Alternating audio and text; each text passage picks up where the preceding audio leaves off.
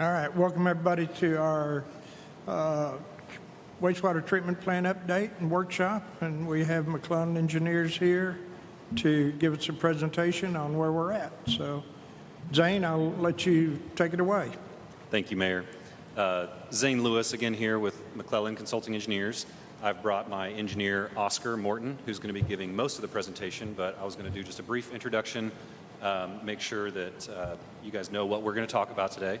And so we've been working diligently on the detailed design for the wastewater treatment plant improvements. And the kind of focus today is going to be on the screenings and grit equipment replacement. And then we're going to talk about some other ongoing challenges that we're facing on site and some feedback that we've been getting from the Department of Environmental Quality. And then we're going to show you, what we think are some conservative updated costs for the scope of work. And then we'll take questions and have some discussion. Can y'all hear him okay? I'm having a little bit of issues, yeah. Yeah, I have a little hearing problems with Zane at the microphone. Speak more clearly into the mic, maybe. Oh. Is that better? A lot better? Much better. Yeah, so as I was saying, we're going to focus in on talking about the replacement of our screenings and grit removal equipment, the primary focus of this improvement project. And even on our title slide here, you can see the picture of the existing screenings and grit removal area that has been out of service for some time now. And so we're going to talk about that. We're going to talk about some ongoing coordination with the Department of Environmental Quality concerning our solids handling and disposal. And then we're going to talk about costs and just a little bit of a schedule. We're excited that we feel like we're still on schedule to be able to start construction this year if that's desirable, by the city and by Simon and the department. And so I'd like to bring Oscar up here now, and we're going to kind of go over some really general stuff. A little bit of it's going to be repeat to kind of lead us into the primary discussion, and then at the end, or really at any time, if you guys have questions or comments, just interrupt us and we'll try to address that.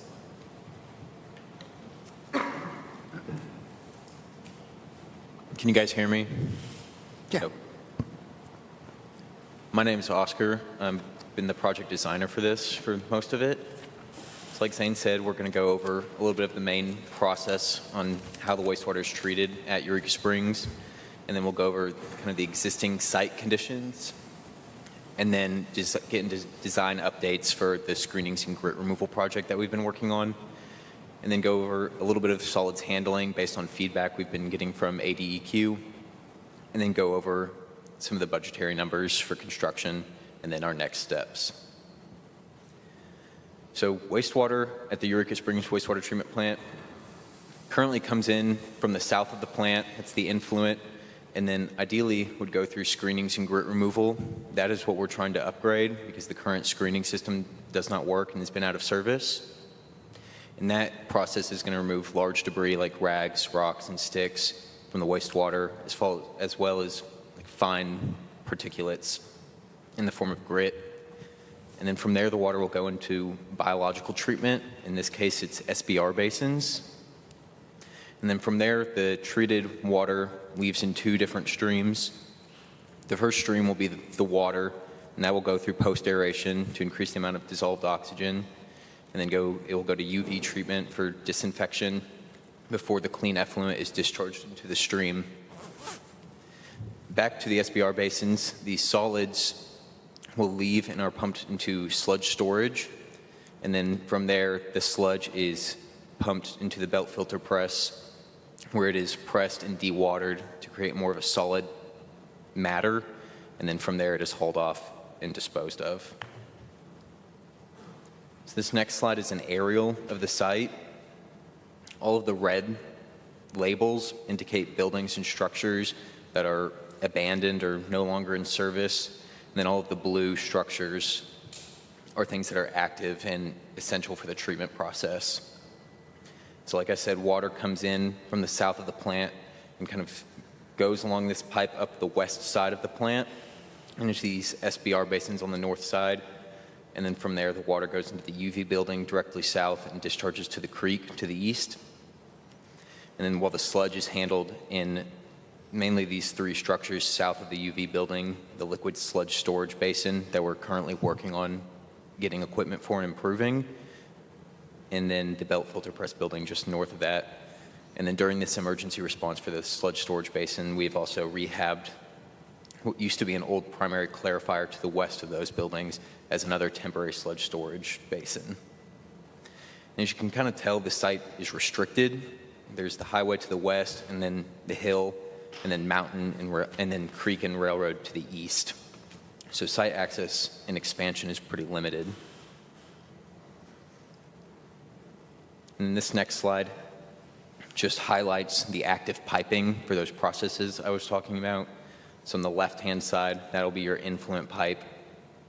So part of the project will be modifying that to work with our new system. And then you have the piping going to the south of the SBR basins into the UV and post-aeration building, and then the effluent. And then you also have the sludge piping to the right side, going from the office building and the pump room to the sludge storage basin to the south, and then the belt filter press building. And then you have some drain lines that are pumped back into the influent line from those active buildings. So these photos are to show the existing condition of some of the structures on site. So this manhole is the first manhole on site at the very south of the plant. It is where the influent enters the plant and is where the lakeside screen that is no longer working is connected. It's pretty old. As you can see in the two left-hand photos, there's a lot of leaks due to the age and quality of the concrete and just settling of these piers that you can see that are supporting these elevated pipes. So part of what we'd be doing is removing those connections that are no longer necessary, rehabbing that so that you don't have wastewater leaks. And then the right-hand photo just shows all of the connections to that influent manhole. So these next three photos are some of the next steps that the wastewater takes after it passes through that manhole. So this first photo on the left is the current lakeside screen that's no longer in service that we will be replacing to the north of the SBR basins. This middle photo is an older influent channel from before the lakeside screen. It has a manual bar screen in it. It was never demolished when the new screen or the lakeside screen was constructed. It represents a lot of energy loss and obstacles that the wastewater has to take and go through. And it really, removing that will help make the process more efficient and require less energy. And then this right-hand photo is the 18-inch piping from this old influent channel to the SBR basins.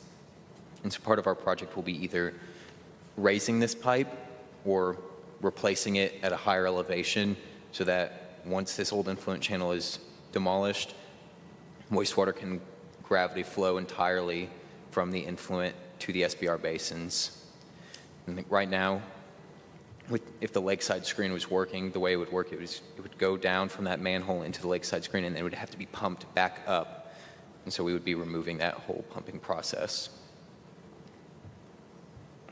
These next photos are some examples of abandoned buildings and structures that could be removed. So some of the abandoned sludge basins next to the old operations building, the bio tower, old filter, and then old operations building kind of in the background. And then these two structures just south of the bio tower, the nitrogen removal tanks and lift station. So here's kind of an overview of the proposed work we're trying to do. So in the red, you can see all of these buildings that are abandoned that are available for demolition. And then on the north side in the blue, that it would be our proposed screening and grit removal structures with new dumpsters. And then the green on the west or the left side would be the new 18-inch piping. And so demolition of these abandoned structures, at least a partial demolition, would be necessary for construction staging and laydown, as well as for future plant expansion.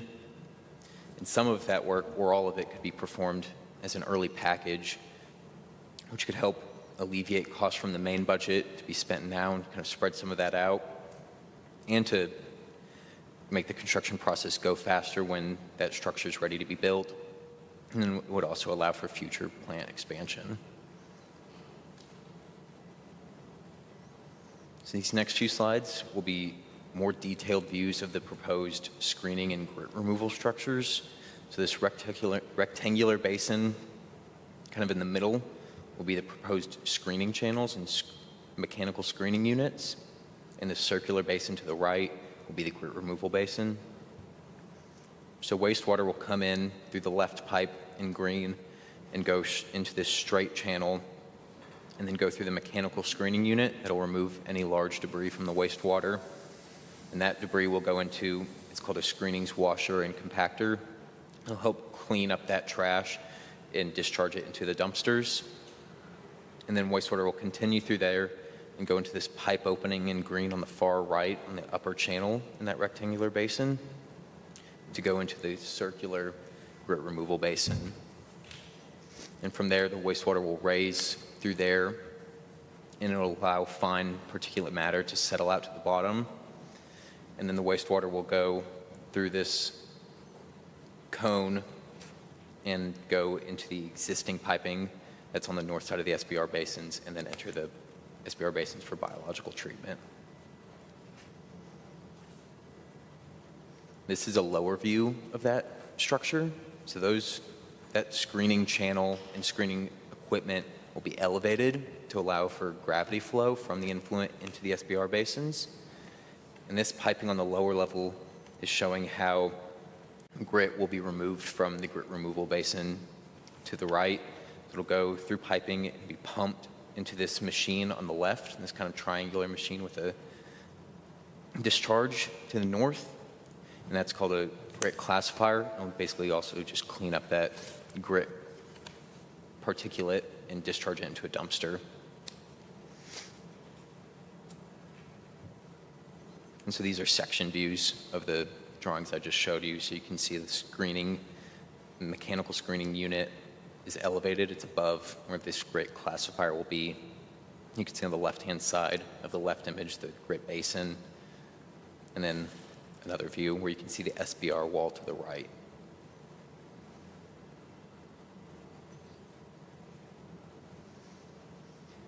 So those are the main improvements we're planning on for the main project that we've been talking about. But through recent discussions with ADEQ, we've realized improvements to the solids handling process may need to be made. So in the past, the city has been sending their sludge to the belt filter press like they are now, but then that would be sent to the compost facility to be composted by the city and land applied. But due to maintenance of those facilities, expenses going along with that and permitting, the size of the compost facility, and then nutrient saturation of the land application sites, the city is no longer pursuing that. So they're working on closing those permits with ADEQ. So they're currently hauling sludge from the wastewater treatment plant to a landfill and with temporary storage at the public works yard. ADEQ is requiring modifications to that process. And so part of these requirements will be improved storage, and that needs to be storage directly on the wastewater treatment plant site. It needs to be covered and have extra volume for up to 4 days of sludge production. That's based on 10 state standards. And then the other requirement will be that sludge has to be hauled directly from the wastewater treatment plant site to a permitted landfill. So it can no longer be temporarily stored at the public works yard where Carroll County Solid Waste picks it up and then takes it to Berryville and then takes that to a landfill in Yell County. And then also the material must pass the paint filter test at the landfill. And so some of our recommendations based on these very recent discussions with ADEQ would be to perform part of the demolition I spoke about earlier to make room for these improvements that we're suggesting. So part of these would be providing that required storage, which is this blue box to the very south. That would be extra dumpsters required to meet those requirements, as well as this blue box kind of in the middle, and that would be rehabbing the existing belt filter press building to allow room for a larger dumpster and allow a truck from Carroll County Solid Waste to be able to back in and move dumpsters between this dumpster storage area and the belt filter press, and then from the belt filter press off-site.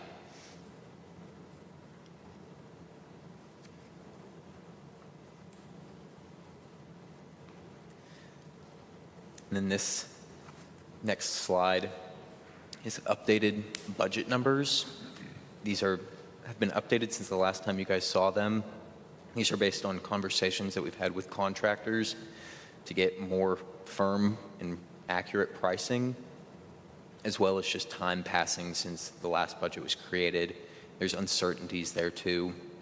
Equipment price always goes up, and there's uncertainty as far as tariffs go. And so there's a little bit of allowance in there for those uncertainties.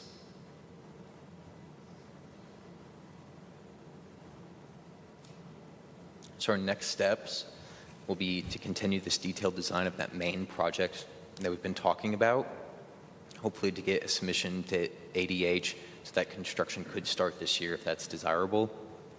And then further coordination with the city, staff, the contractors, and equipment suppliers for the completion of the sludge storage basin improvements that we have been working on that were due to an emergency response. And then further coordination for ADEQ on those sludge storage modifications. We've heard about these very recently, so we haven't had a lot of time to figure out exactly what they're requiring from us.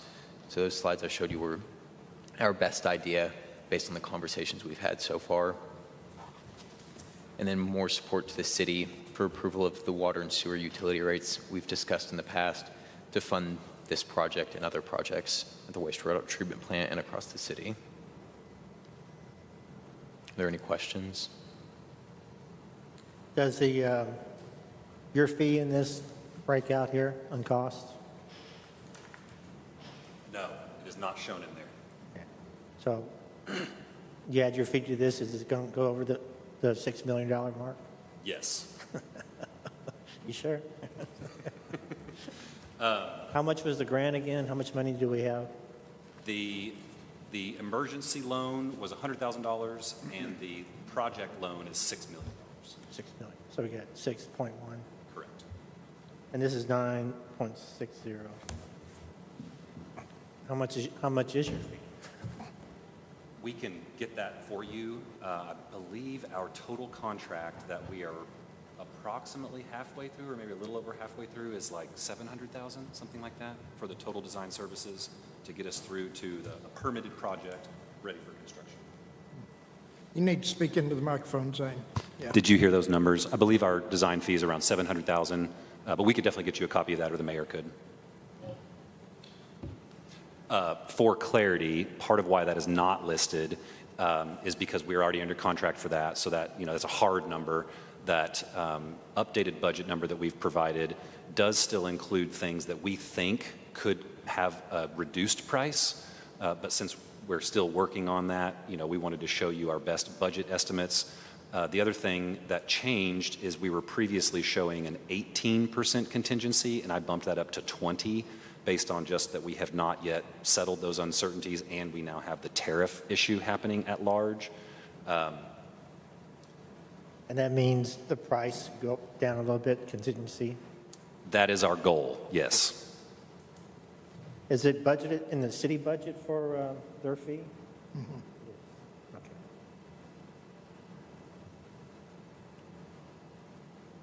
Okay. I have some questions about the proposed construction deconstruction section.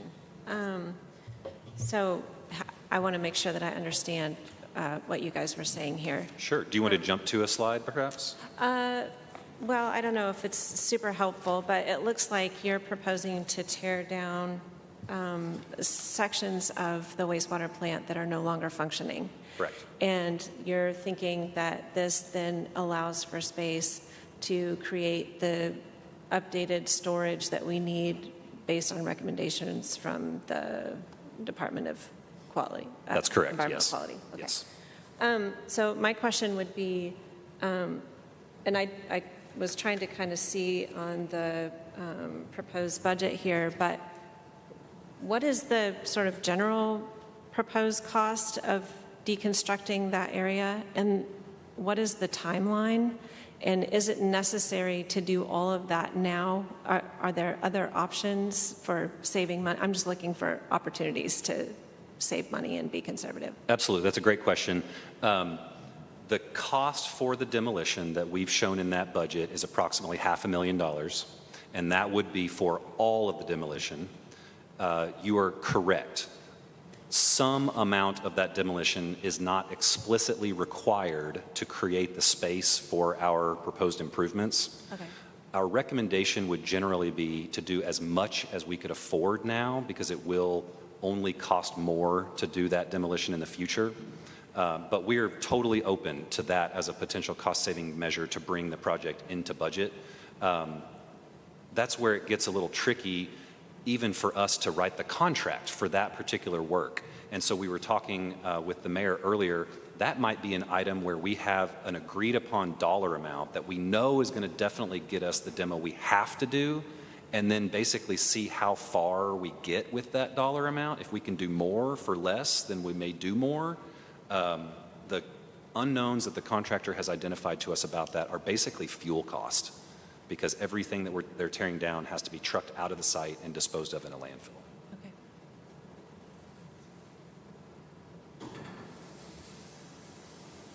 So when's this going to start? If we were able to proceed and there were no other big unknowns, we believe we could be under construction as early as September, October this year. And what's the timeline for start to completion? Realistically, the work shown here on another site would only be approximately a 12-month project. We're talking to contractors whether that's realistic based on the constraints and the demolition. So we're thinking right now 12 to 18 months is what we would anticipate for a contract duration. Part of that also is going to be updated lead times on that screenings equipment. We generally don't want the contract to be shorter than it's going to take them to deliver the finished equipment, but there are also instances if that's going to take too long where we'll close the contract and they'll basically come back and install it whenever the equipment's done. So still working through that. Are there offsets on expenses we currently have that will disappear because we have this system in place, or? Very much, and I think the specific thing we could note are the pump replacements that we've incurred over the past 2 years because of the fouling from rags and rocks. And so this is meant to prevent that from happening and protect those other pumping systems. And off the top of your head, anybody, do you guys have an estimate about what we've been spending on that? Simon knows his pump replacement costs. So anytime I have to replace one of the motive pumps that controls the sludge blanket and those SBRs, we're looking at about $50,000. Since I've been here in the last 2.5 years, I've bought 3 of them. There's also a lead time associated with that, and whenever we have we have an extra unit in stock at all times right now. But if I were to lose 2 units, I only have one to replace it. We'd have to take that SBR offline. It could be offline for 6 months, depending on lead times. Simon, how long did we have the SBR number 2 down last year? SBR number 2 was down probably for, I think, about a month. I don't think it was terribly long, but when we did take it down, we had to reseed it, is what they call it, with the bugs from the other SBR. So we had to pump from one SBR to the other to try to fill it up with bugs to do their part of eating the poo out of the sludge. So, it took us a little while to get that back active and flourishing like it's supposed to. So are you saying that there's additional expense involved when you have the system go down? Yeah, whenever the system goes down, there's a time process that we have to recolonize the SBR, and that takes some time. So that takes a lot of adjustment of our settling times, and we have to increase our settling times to allow longer for it to settle out, so we can pump out the clear water off the top. And we're not able to discharge as much clear water as we typically do, and that could really impact us during a rain event when we have an I&I issue coming into the plant, like the big rain that we had a couple weeks ago. We ran 5 million gallons through the plant in 2 days, and our plant's designed for 900,000 gallons a day. So it's it creates some issues. We get through them, but yeah, takes. Thank you.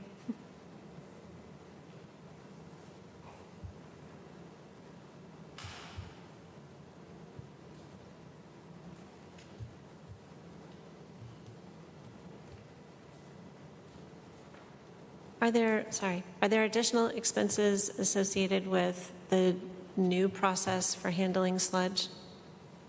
Like, The budget that you're looking at does not include the improvements that may be required by the regulatory for that sludge storage. So that Okay. is definitely a good point there. We don't have those numbers yet because we're still trying to make sure we understand, we don't want to build twice as much as we need to, then it's twice as expensive. So we're working through those calculations with DEQ right now to Okay. figure out those costs. okay.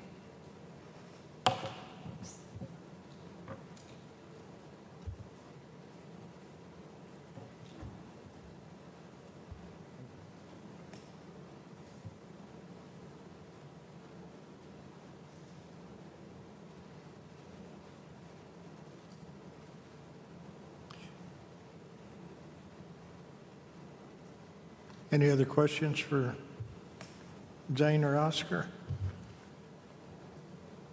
This is just preliminary update. I think the council is wanting to know where we were on the sewer treatment plant and our construction up there.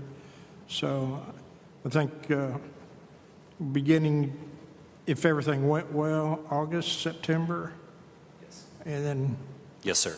approximately a year to 18 months, because the site's restricted, so we got some issues there, and we're still trying to figure out, too, if we can have any cost savings on trying to get the demolition done beforehand under a separate contract. Because we did get a loan, and we're not funding this ourselves, we have to go out for bids as opposed to having a construction manager where theoretically, if we had a construction manager, we could probably, get this thing started within 6 weeks, working with a contractor. But that's, I'd save a lot of money there. But we can't do it that way since we borrowed the money, and they're requiring us to put it out for bids. So, and then once you put it out for bids, if we do it in August, we'll probably have 30 days to 45 days for bidding. Correct. Yeah, and then we'll open up the bids and go through that problem. McClellan's been working with contractor that did some of our emergency repairs earlier, and I'm hoping that they'll be able to, I'm sure they will be putting in a price also, so hopefully we'll get a good price from them. But again, it's going to be a bid, so you never know.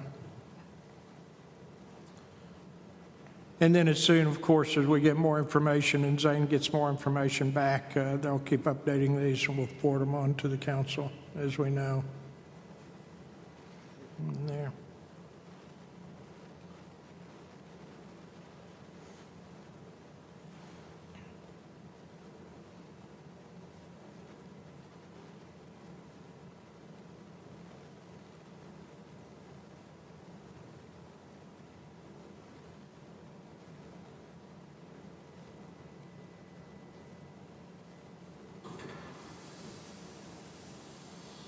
Thank you for your time and your questions. Thank you. Appreciate it very much. So, anybody else have any questions? And I probably do, but I don't have them right now. well, if you do, just let me know and we'll forward them over, and we can always get Zane to come over here too, or join us on a Zoom meeting and on the council sometime too, and Simon gives an update. So, Appreciate you guys. Thank you. Absolutely. Thank you. all right, thank you all. Simon, you have anything you want to add before we leave? I just want to add that I sincerely thank you guys for taking time out of your busy days to come listen to this. This is a big project that we're doing. We have a lot going on here in Eureka. We're busy doing all kinds of things, and one of the things that I try to stress is transparency to the public, and I appreciate you all and all you do for us. Thank you. Appreciate it. Super important project, so. Yep. All right, if nothing else, we'll close and adjourn this meeting. So thank you all for coming over and appreciate it.